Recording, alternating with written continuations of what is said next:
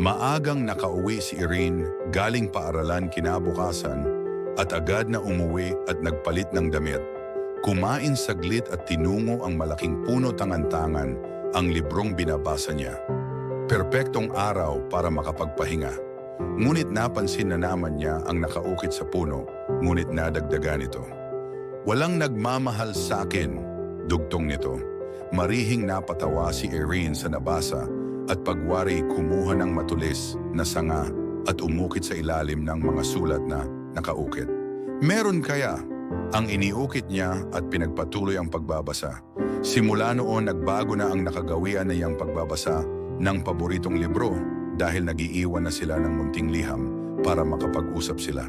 Ako si Bernard, 17 taong gulang. Nakatira lang ako malapit sa punong ito. Madalas ako pumarito kapag mayroon akong problema. Ikaw? Basa niya sa papel na nakatiklop sa gilid ng puno. Wala siesta. Pag nababagot ako sa bahay, tumatambay ako dito tapos magbabasa ng libro. Ako nga pala si Irene. Malapit din bahay namin dito sa punong ito. Di kita nakikita dito sa lugar na ito? Tuwing kailan ka ba pumupunta dito? Sabay tiklop ng papel na sinulatan niya at sinimulan ulit magbasa.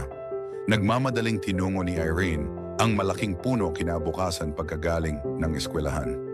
Tuwing kailan ko gusto, ikaw di kita naaabutan sa pagtambay mo dito para naman may makasama ka. Gusto rin kitang makilala at makausap. Habang tumatagal kasi, nagsasawan akong mag-isa lang magpalipas ng oras. Huwag kalimutang mag-like at subscribe para sa part 3 ng ating kwento. Maraming salamat!